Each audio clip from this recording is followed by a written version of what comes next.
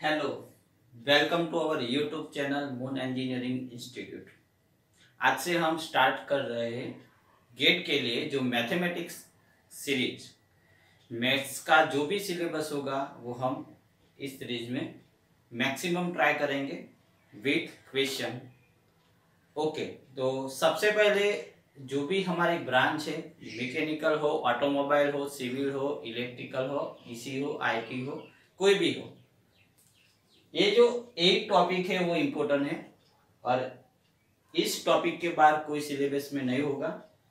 सबसे पहले linear algebra, जिसमें मैट्रिक्स है, आइगन वैल्यू, आइगन वेक्टर है, वो टॉपिक इंक्लूड होता है, तो मस्ट भी इसमें से इक्वेशन बनता है। ये पूरा जो एक टॉपिक है इसमें से हमारा जो परसेंटेज है 100 में से 15% का मैथ्स में क्वेश्चन बनते हैं। ओके, इसके बाद कैलकुलस है, जिसमें टोटली इंडिटरमिनेट फॉर्म, जो भी इंटीग्रल है, डबल इंटीग्रेशन है, डिफरेंशिएशन है, ऑर्डिनरी डिफरेंशिएशन, पार्शियल डिफरेंशिएशन, वो सब कैलकुलस में। इसमें इंपोर्टेंट टॉपिक वेक्टर कैलकुलस भी इंक्लूड होता है। देन आफ्टर डिफरेंशियल इक्वेशन, दो तरफ की डिफरेंशियल इक्वेशन है, एक ऑर्डिनरी डिफरेंशियल इक्वेशन है जिसमें फर्स्ट ऑर्डर और हायर ऑर्डर। इसके बाद पार्शियल डिफरेंशियल इक्वेशन है, इसमें भी फर्स्ट ऑर्डर और higher order. Then after complex variable, totally complex में जो भी टोटल कॉम्प्लेक्स में जो भी टॉपिक है, इसमें से मोस्टली एनालिटिकल फंक्शन, जो भी कोची रीमैन इक्वेशन है, लॉरेंट सीरीज है, टेलर सीरीज है, मैक्लॉरेन सीरीज है, वो कॉम्प्लेक्स वेरिएबल में होगी। Then after probability and statistics, जिसमें पूरा एक सब्जेक्ट है प्रोबेबिलिटी का, एक इंपोर्टेंट टॉपिक है। देन आफ्टर न्यूमेरिकल मेथड, जो न्यूटन राप्सन मेथड है, सिम्पसन 1/3, सिम्पसन 3/8, ट्रेपेजोइडल रूल, जो भी है वो न्यूमेरिकल मेथड का एग्जांपल पूछते हैं। Then after transform theory, Laplace transformation, Fourier transformation, gamma transformation, alpha transformation, beta transformation, वो ट्रांसफॉर्मेशन थ्योरी का टॉपिक है। Then after most important, computer के लिए इंपोर्टेंट है डिस्क्रीट मैथमेटिक्स। तो ये पूरा एक टॉपिक है, इसमें अलग अलग जो भी टॉपिक होगा वो हम 1 बाय 1 डिस्कस करेंगे और इसके रिलेटेड एग्जांपल कैलकुलेट करेंगे। तो सबसे पहले हम लेते हैं ये जो कैलकुलस है, इसमें इंपोर्टेंट टॉपिक है वेक्टर कैलकुलस। तो वेक्टर के बारे में आप सभी को पता है, हमें किसको हम वेक्टर बोलते हैं कि जिस direction as well as magnitude, जो भी क्वांटिटी अपने पर्टिकुलरली डायरेक्शन बता रही हो और उसका मैग्नीट्यूड मिल रहा हो, इसको हम वेक्टर बोलते हैं। इसमें हम स्टडी करेंगे arc length of curve in space. सबसे पहले तो वेक्टर कैलकुलस क्या है, तो वेक्टर कैलकुलस क्या डील्स करता है, differentiation and integration with vector function. आपको कोई भी वेक्टर फंक्शन दिया हुआ होगा, इसका डिफरेंशिएशन, इंटीग्रेशन, वो सब फार्मूला होंगे। ये डिफरेंट टॉपिक है वेक्टर कैलकुलस के। तो arc length of curve in space, scalar and vector field, gradient, ये सब इंपोर्टेंट टॉपिक है गेट के लिए। Gradient, divergence, curl, line integral, Green's theorem, Stokes theorem. Okay, तो 1 बाय 1 हम देखेंगे। सबसे पहले वेक्टर, इसको कैसे डिनोट करेंगे हम, कैसे हम डॉट प्रोडक्ट करेंगे, क्रॉस प्रोडक्ट कैसे करेंगे, इसका जो मोड है, मैग्नीट्यूड है, वो कैसे फाइंड करेंगे, इसके बीच में दो वेक्टर के बीच में जो एंगल है वो कैसे फाइंड करेंगे। सबसे पहले सब बेसिक देखेंगे, इसके बाद ये जो 7 टॉपिक है वो 1 बाय 1 हम देखेंगे विथ एग्जांपल। ओके, चलो तो सबसे पहले देखते हैं बेसिक ऑफ वेक्टर। ओके, तो जो भी बेसिक बातें हैं वेक्टर के रिलेटेड वो हम डिस्कस करेंगे। अब सिंपल से सिंपल बातें हैं, आप सभी को पता भी होगा। तो सबसे पहले जो भी वेक्टर होता है किसको बोलते हैं, जो भी क्वांटिटी की डायरेक्शन एंड मैग्नीट्यूड, अगर डायरेक्शन एंड मैग्नीट्यूड दोनों मिलता है तो उसको हम बोलते हैं वेक्टर। अगर ओनली मैग्नीट्यूड मिलता है, डायरेक्शन नहीं है, तो वो स्केलर बोलते हैं। सबसे पहले वेक्टर को कैसे डिनोट किया जाता है, तो कोई भी वेक्टर को डिनोट के लिए आपको एक रेफरेंस पॉइंट की जरूरत पड़ती है। मान लो कि ये हमारा रेफरेंस पॉइंट है और कोई एक वेक्टर इस डायरेक्शन में जा रहा है, मान लो कि ये वेक्टर है ए।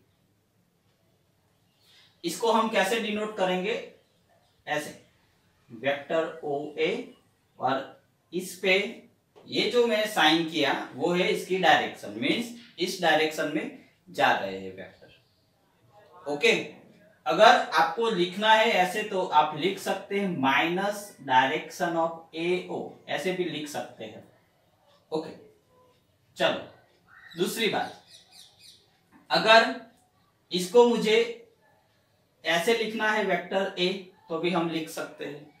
ओके, जस्ट मैंने बताया कि ये जो वेक्टर है वो ए से, ए के रेफरेंस से इस डायरेक्शन में जा रहा है, तो ये जो साइन है वो डायरेक्शन की साइन है। ओके, अब मैग्नीट्यूड, तो मैग्नीट्यूड कैसे निकालेंगे, तो इसको हम डिनोट करेंगे ऐसे, मोड से ऐसे हम डिनोट करेंगे। ओके, चलो अब सबसे पहले जीरो वेक्टर, तो जिस वेक्टर की कोई वैल्यू ना होगी, जीरो होगी, नल वेक्टर भी बोलते हैं इसको, हम बोलेंगे null vector, zero vector.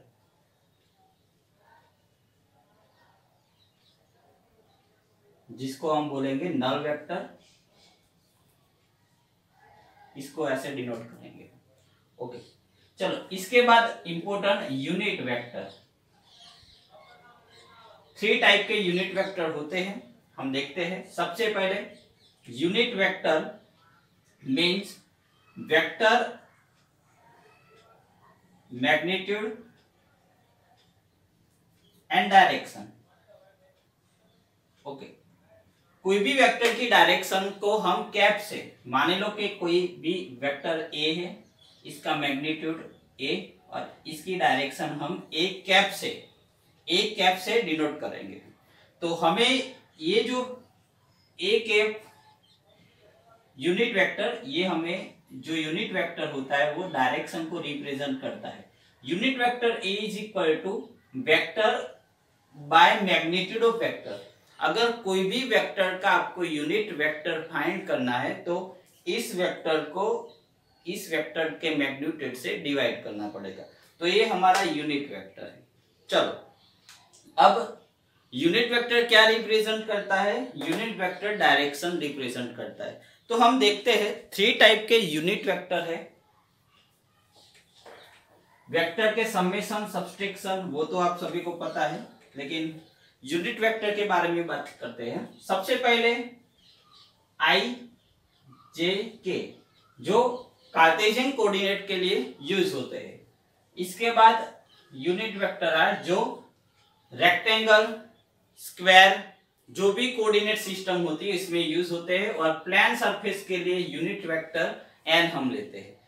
Means ये जो हमारी कार्टेशियन कोऑर्डिनेट सिस्टम है, मान लो कि ये हमारे एक्स एक्सिस है, ये वाई एक्सिस है और जेड एक्सिस है, तो इसमें से जो आई है वो हमें एक्स एक्सिस रिप्रेजेंट करता है, जे है जे कैप वो हमें वाई एक्सिस रिप्रेजेंट करता है, और के है वो हमें जेड एक्सिस रिप्रेजेंट करता है। और ये जो 3 एक्सिस है वो 90 डिग्री है ईच अदर रिस्पेक्टिवली। चलो मान लो कि मैं कोई रेक्टेंगल सिस्टम लेता हूं, ये एक्स एक्सिस है और ये वाई एक्सिस है, ये हमारा ओ पॉइंट है। मान लो कि ए पॉइंट पी को मुझे रिप्रेजेंट करना है और इसकी डायरेक्शन मुझे बतानी है, तो हम कैसे लिखेंगे, तो ऐसे लिखेंगे denoted by are cap.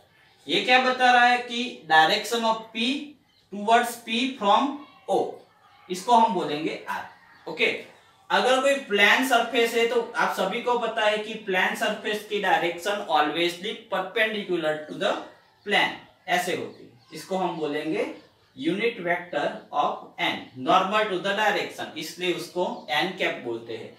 Most ऑफली vector calculus में हमें ये जो basic I J K direction of X, direction of Y और डायरेक्शन ऑफ जेड है वो यूज मोस्ट ऑफली यूज होगी।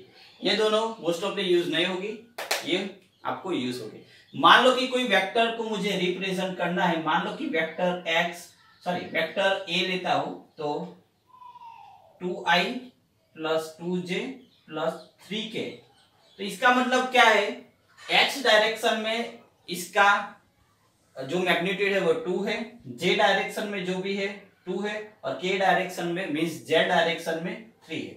x डायरेक्शन में 2 है कोएफिशिएंट, y डायरेक्शन में 2 है और z डायरेक्शन में 3 है। ओके, तो ऐसे हम रिप्रेजेंट करेंगे कार्टेशियन कोऑर्डिनेट सिस्टम को। ओके चलो, तो ये यूनिट वेक्टर है। मान लो कि इसका यूनिट वेक्टर फाइंड करना है, तो सबसे पहले आपको मैग्नीट्यूड कैसे निकालेंगे वो हम देखेंगे। तो magnitude of vector, magnitude of vector, तो कोई भी वेक्टर हो, मान लो कि कोई वेक्टर बी है, b1i plus b2j plus b3k। Okay चलो, मुझे इसका मैग्नीट्यूड, मॉड्यूलस और लेंथ तीन बोल सकते हैं। मैग्नीट्यूड को मॉड्यूलस भी बोल सकते हैं, modulus of vector, length of vector भी आप बोल सकते हैं। ओके तो क्या होगा, under root b1 square plus b2 square plus b3 square, ये उसका मैग्नीट्यूड, लेंथ और मॉड्यूलस होगा। ओके मान लो कि ये हमारा वेक्टर था और ये वेक्टर का मुझे यूनिट वेक्टर चाहिए, यूनिट वेक्टर। तो क्या होगा formula, vector A is equal to unit vector of a means a cap is equal to a by magnitude of a. चलो ए का फॉर्मूला है हमारे पास 2i plus 2j plus 3k by magnitude of a, तो 2 square plus 2 square plus 3 square, जो भी answer होगा। तो ऐसे हम यूनिट वेक्टर फाइंड कर सकते हैं। ये उसका फॉर्मूला है। फॉर्मूला कैसे बनाया हमने, vector is equal to magnitude, magnitude and direction. ये जो यूनिट वेक्टर है वो हमें डायरेक्शन रिप्रेजेंट करते हैं, इसलिए unit vector is equal to क्या होगा, vector by magnitude of vector. Okay चलो अब आगे देखते हैं। आगे अब वेक्टर के क्रॉस प्रोडक्ट और डॉट प्रोडक्ट के बारे में हम देखते हैं।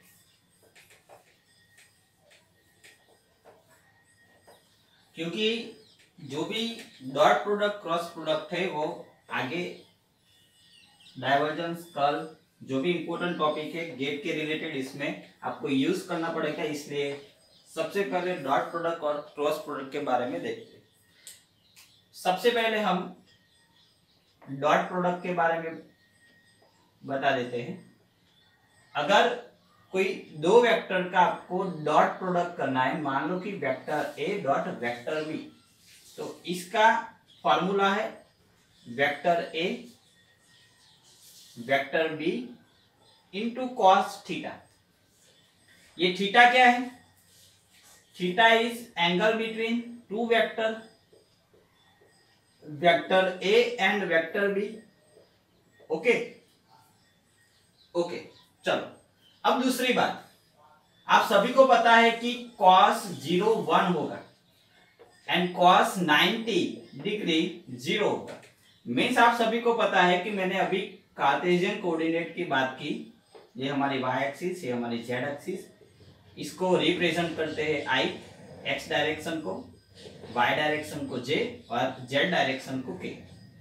तो आप सभी को पता होना चाहिए कि अगर मैं i डॉट आई करूं तो एक ही डायरेक्शन होगी, एक ही डायरेक्शन मींस एंगल 0 होगा, एंगल 0 होगा cos 0, तो इसका हम लिख सकते हैं 1। लेकिन i डॉट j तो 0 होगा, i डॉट k तो 0 होगा। इसी तरह आप j डॉट j करेंगे तो 1 मिलेगा, इसी तरह k डॉट k करेंगे तो 1 मिलेगा, लेकिन j का i के साथ और k के साथ डॉट प्रोडक्ट 0 होगा।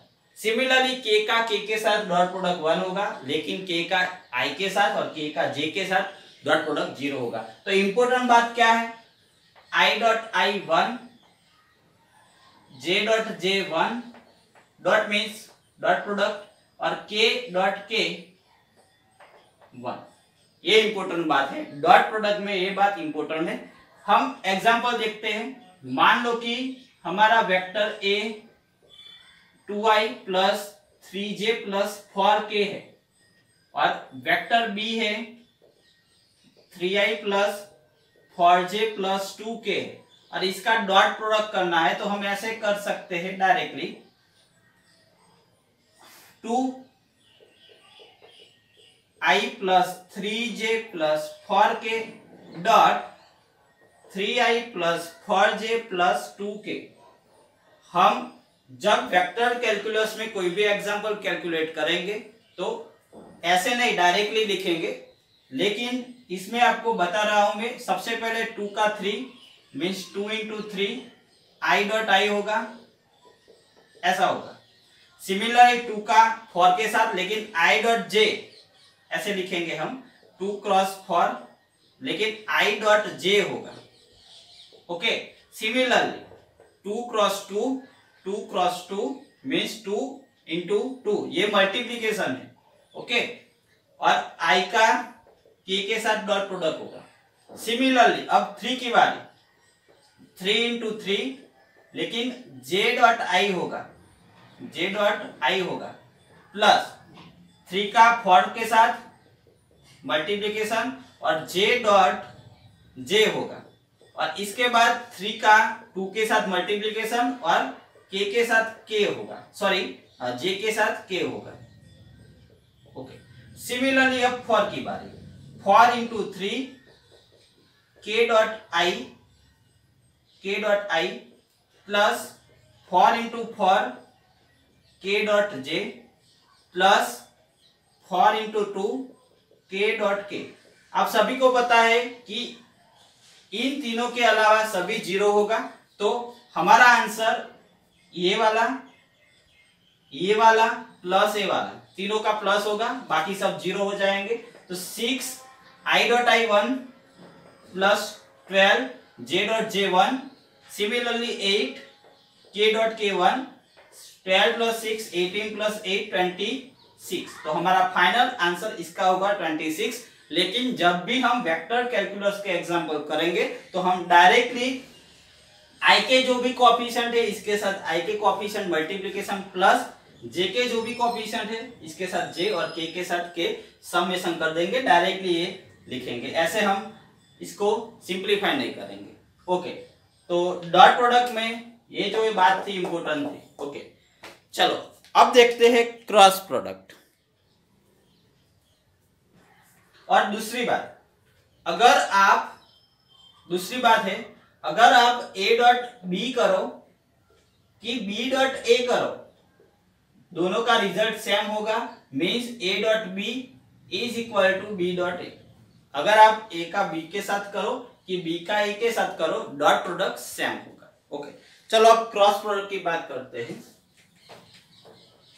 ये सब बेसिक बातें हैं, अभी जो भी इंपोर्टेंट वेक्टर कैलकुलस है वो अभी हमने स्टार्ट नहीं किया है, वो हम स्टार्ट करते हैं। इसके बाद जो भी मैंने यहाँ पे टॉपिक लिखा था वेक्टर कैलकुलस का वो हम स्टार्ट करेंगे इस क्रॉस प्रोडक्ट के बाद। ओके, मान लो कि क्रॉस प्रोडक्ट करना है। ओके, चलो क्रॉस प्रोडक्ट का जो भी साइन है बीच में ऐसा क्रॉस करते हैं और इसका फॉर्मूला आगा mod A mod B sine theta और unit vector of direction to the normal. ये डायरेक्शन क्या बताते हैं कि जो भी क्रॉस प्रोडक्ट होगा मींस ए और बी के अलावा उसकी दोनों की जो भी 90 एंगल होगा मींस नॉर्मल होगा, वो डायरेक्शन रिप्रेजेंट करता है प्लेन की डायरेक्शन।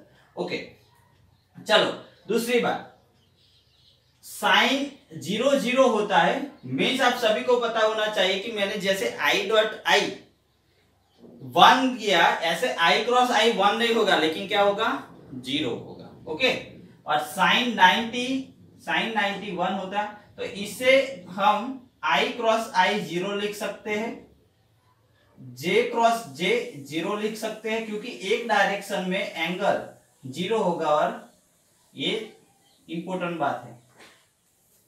ओके, सिमिलरली अगर आपको आई क्रॉस जे पूछे तो इसका आंसर क्या होगा, के होगा। सिमिलरली जे क्रॉस के होगा तो इसका आंसर होगा आई।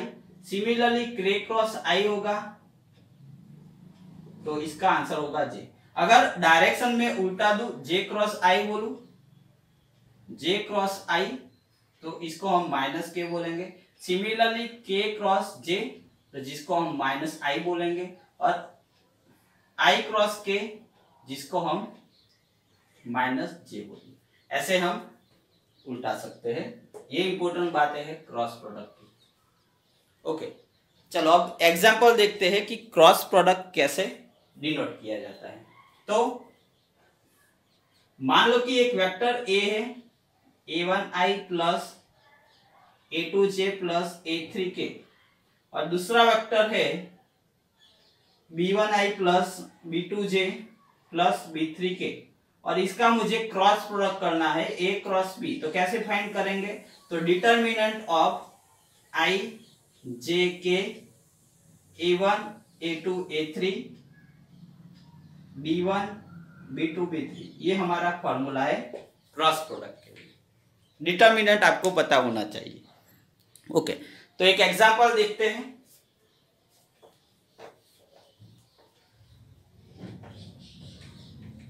ओके,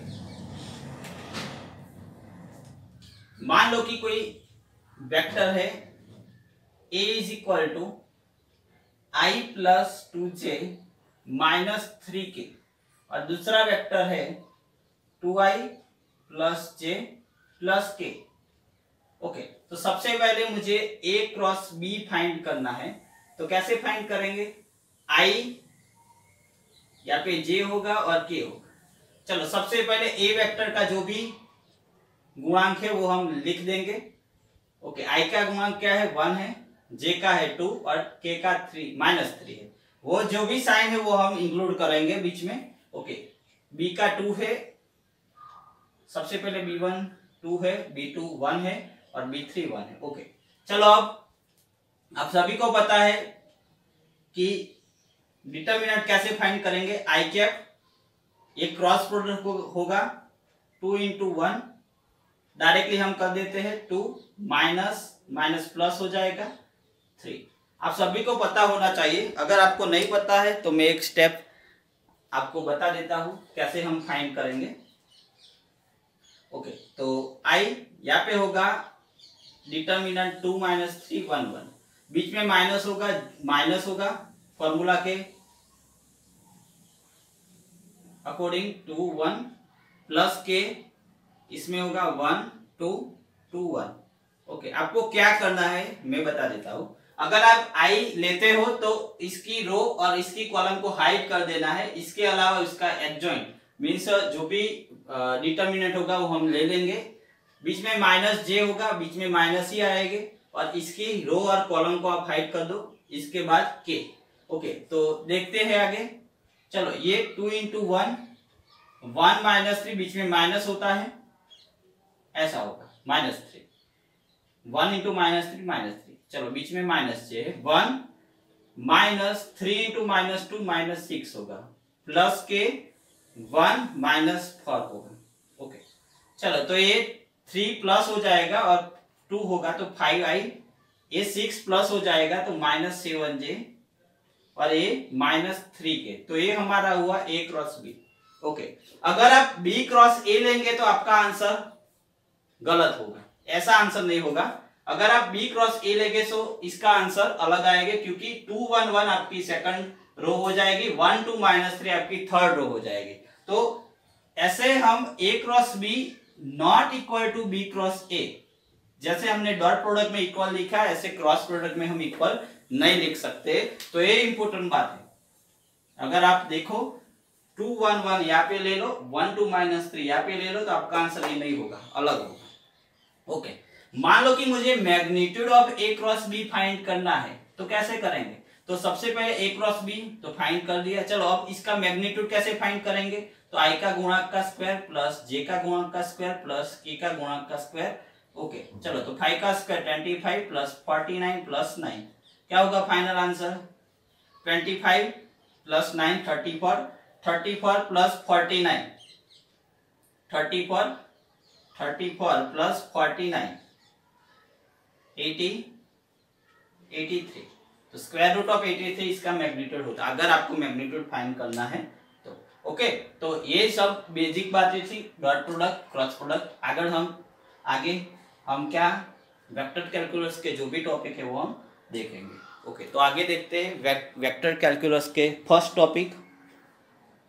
ओके, वेक्टर कैलकुलस में जो भी बेसिक बातें मैंने बताई, इसके बाद हमारा फर्स्ट टॉपिक हम स्टार्ट करते हैं, arc length of curve in space. अगर कोई भी कर्व की आर्क लेंथ आपको फाइंड करनी है स्पेस में, तो कैसे फाइंड करेंगे? तो सबसे पहले आपको क्वेश्चन में बोला हुआ होगा कि आपको फाइंड करना है arc length.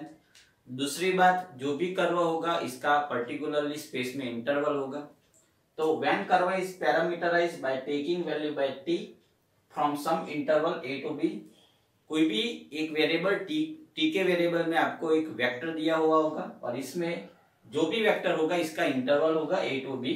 The position vector r of t इस जो वेक्टर होगा उसको हम बोलेंगे position vector of any point t on the curve can be written as, और कोई भी पोजीशन वेक्टर को हम लिख सकते हैं x of ti plus y of tj plus z of t के। अगर पोजीशन वेक्टर डायरेक्टली नहीं दिया हुआ है तो आपको पोजीशन वेक्टर सबसे पहले बनाना पड़ेगा। अगर दिया हुआ है तो आगे क्या करेंगे, सबसे पहले जो भी पोजीशन वेक्टर है इसका टेंजेंट वेक्टर फाइंड करेंगे, मींस जो भी पोजीशन वेक्टर है इसका डिफरेंशिएशन करेंगे। ओके चलो, तो r ऑफ t का डिफरेंशिएशन क्या होगा, r dash t, x of t का होगा x dash t, y of t का होगा y डैश t और z ऑफ t का होगा z ऑफ t। इसके बाद जो भी टेंजेंट वेक्टर है इसका मैग्नीट्यूड फाइंड करना है। मॉड्यूलस बोलो, मैग्नीट्यूड बोलो, लेंथ भी बोल सकते हैं। तो क्या होगा आपको पता है, magnitude under root x dash t का स्क्वायर y डैश t का स्क्वायर z डैश t का स्क्वायर का सम होगा, स्क्वायर रूट में होगा। Okay, main equation, main formula क्या है, arc length of the parameterized curve is, जो भी इंटरवल है इसका इंटरवल में इंटीग्रेशन करना है। किसका इंटीग्रेशन करना है, जो भी हमने मैग्नीट्यूड फाइंड किया टेंजेंट वेक्टर का, मींस r डैश t का जो भी मैग्नीट्यूड हुआ इसका, ये जो इंटरवल दिया हुआ है आपको क्वेश्चन में, इससे हम इंटीग्रेशन करेंगे। ओके, तो सबसे पहले पोजीशन वेक्टर, अगर आपको डायरेक्टली पोजीशन वेक्टर नहीं दिया हुआ है, जस्ट गुणांक दिया हुआ है x का, y का और z का, तो सबसे पहले हम पोजीशन वेक्टर बनाएंगे, इसके बाद टेंजेंट वेक्टर फाइंड करेंगे, इसके बाद टेंजेंट वेक्टर का मॉड्यूलस लेंगे और इसके बाद इंटीग्रेशन करेंगे जो भी इंटरवल दिया हुआ है इस। ओके चलो, तो क्वेश्चन करते हैं आर्क लेंथ से। चलो, हमारा फर्स्ट क्वेश्चन है, find the length of the curve. आपको इंटरवल दिया हुआ होगा, पोजीशन वेक्टर दिया हुआ होगा। अगर पोजीशन वेक्टर नहीं दिया है तो आपको सबसे पहले पोजीशन वेक्टर फाइंड करना पड़ेगा, अगर दिया हुआ है तो कोई प्रॉब्लम नहीं है। ओके, तो सबसे पहला हमारा क्वेश्चन है कि find the arc length of the curve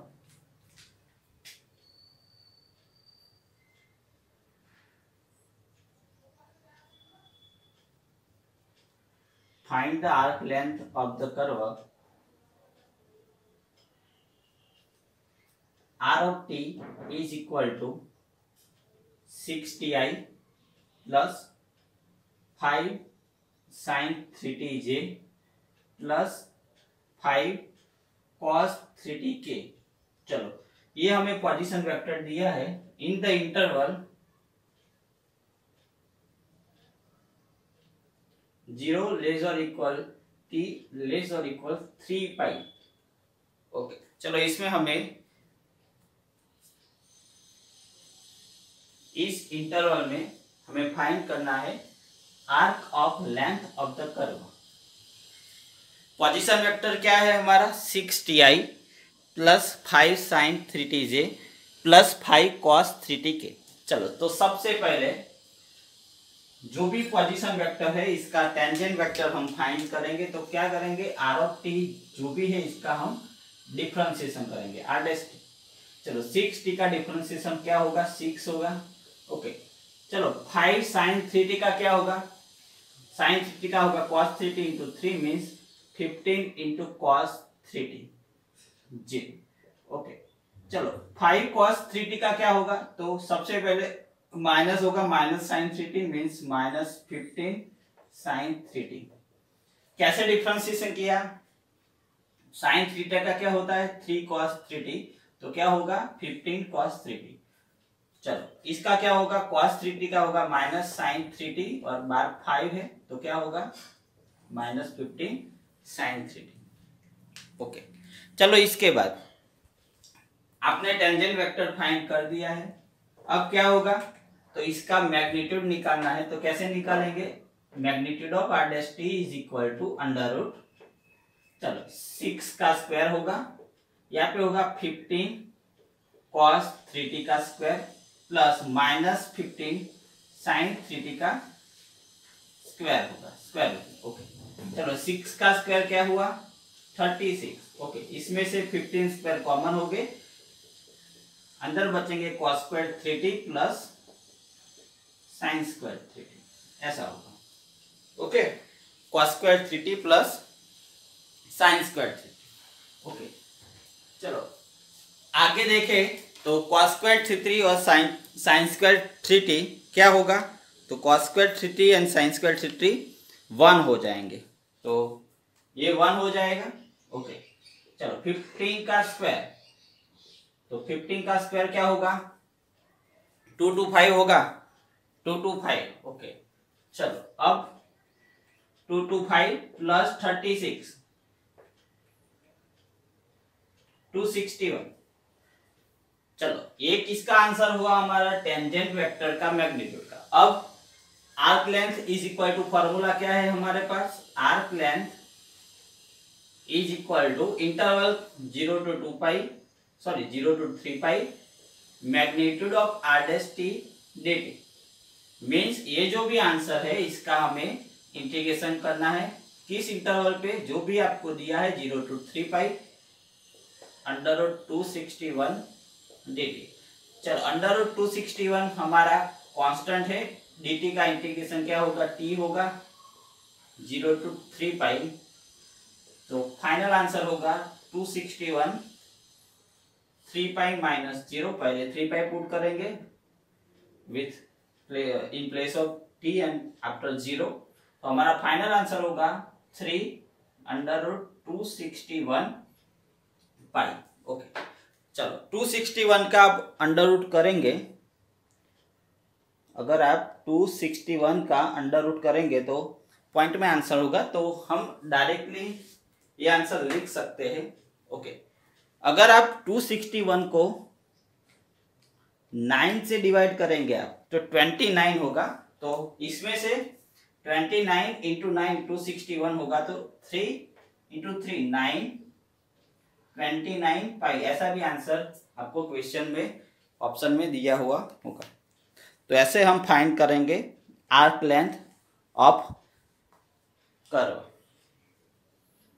okay चलो आगे और क्वेश्चन देखते हैं इसके related.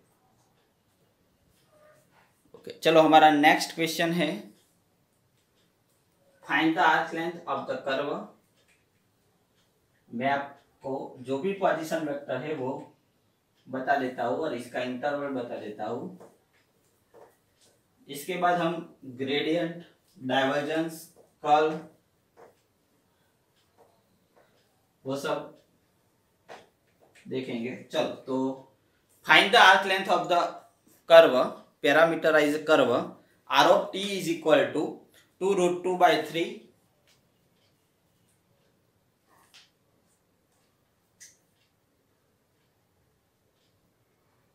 2√2/3 t⁻³ i।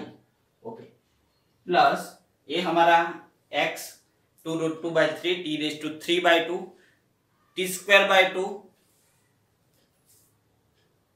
t²/2j plus t plus 2020k। ये हमारा पोजीशन वेक्टर है 2√2/3 t⁻³ i t²/2j plus t plus 2020k between t बराबर 0 to, मीन्स हमारा जो भी इंटरवल है 0 और 2 के बीच में है। चलो इसका जो भी लेंथ है वो हमें फाइंड करना है। तो सबसे पहले हम टेंजेंट वेक्टर फाइंड करेंगे, तो इसका डिफरेंशिएशन करेंगे। चलो डिफरेंशिएशन क्या होगा, तो आप सभी को पता है कि पावर रूल्स अप्लाई करेंगे, 3/2 आगे आएगा और एक पावर कम होगी मीन्स 1/2 हो जाएगी, 3/2 माइनस 1 1/2 होगा, इसमें होगा i लिखना पड़ेगा। ओके प्लस 2t/2 j, चलो t का 1 होगा 2020 का 0 होगा मीन्स 1k। चलो इसमें से जो भी सिंप्लीफाई होता है 2 cancel out, 3 cancel out, means ये हुआ √2 t⁻², ये हुआ tj प्लस 1k, ये हुआ हमारा r' tangent vector. Position vector के बाद अगर आप डिफरेंशिएशन करेंगे तो आपको टेंजेंट वेक्टर मिलेगा। ओके, चलो अब मैं इसका मैग्नीट्यूड फाइंड करता हूं, तो कैसे फाइंड करेंगे? चलो √2 t⁻² का स्क्वायर, ओके, t का स्क्वायर और 1 का स्क्वायर। ओके, चलो ये होगा 2t, क्योंकि t की 1/2 पावर है, 2 पावर है, t हो जाएगा, √2 का स्क्वायर 2 होगा, ये होगा t स्क्वायर और ये होगा 1। अब देखो ये क्वाड्रेटिक फॉर्म हो गया, t प्लस 1 का स्क्वायर बन रहा है यहाँ पे, और square square root cancel out होगा तो t प्लस 1 होगा। देखो ये t square plus 2t plus 1, आप a प्लस b का स्क्वायर कीजिए, ये जो क्वाड्रेटिक फॉर्म है 2ab प्लस b स्क्वायर, ये हम लिख सकते हैं t plus 1 whole square, square square root cancel out, तो आपका जो भी टेंजेंट वेक्टर है इसका मॉड्यूलस होगा t प्लस 1। ओके, चलो अब आगे क्या करना है? आर्क लेंथ अब पैरामीटराइज कर्व s, इसको s से डिनोट करते हैं, a टू b मीन्स हमारा इंटरवल है 0 to 2 r' dt। ओके, चलो हमारा फाइनल r' का जो भी मॉड्यूलस है वो क्या है? t प्लस 1, हमारा इंटरवल है 0 से 2। ओके, चलो t का इंटीग्रेशन क्या होगा? t²/2 होगा, 1 का क्या होगा? t होगा। चलो सबसे पहले मैं 2 पुट करता हूँ, 2 का स्क्वायर 4/2 प्लस 2 -0 -0, तो हमारा फाइनल आंसर होगा 4। तो ये जो भी कर्व है पैरामीटराइज कर्व, इसका जो भी आर्क लेंथ है, length of arc of curve, वो होगा 4, वो होगा 4। ओके, चलो इसके बाद और एक क्वेश्चन देखते हैं, दूसरे एक और क्वेश्चन देख लेते हैं।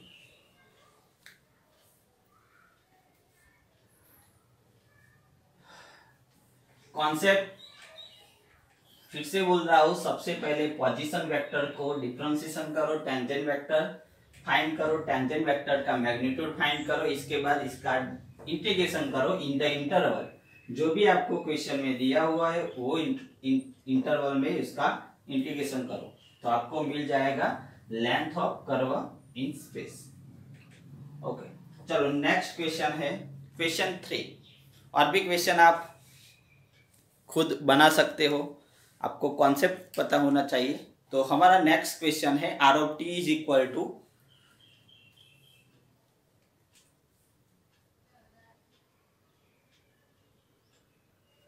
2021 plus 3t² plus 2020 2t³ j। ये हमारा क्वेश्चन है 2021 3t² plus 2020 2t³ j for the interval 0 less than t less than 3। Okay, तो सबसे पहले आपको क्या करना पड़ेगा? तो सबसे पहले हम इसका डिफरेंशिएशन करेंगे। चलो, तो r' क्या होगा? तो ये डिफरेंशिएशन होगा 6t। ओके, इसका डिफरेंशिएशन होगा 6t²j। चलो अब इसका मैग्नीट्यूड फाइंड करें, तो कैसे फाइंड करेंगे? √6t whole square plus 6t² का स्क्वायर। ओके, चलो 6t² मीन्स 36t² मिल रहा है, यहाँ पे होगा 36t⁴। तो सोचो 36 एंड t²,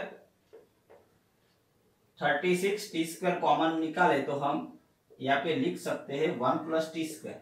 अगर 36t² स्क्वायर रूट से बाहर निकलेंगे तो 6t लिख सकते हैं, ये है 1 + t²। ओके, तो ये हमारा मैग्नीट्यूड ऑफ टेंजेंट वेक्टर मिला 60 √1 + t²।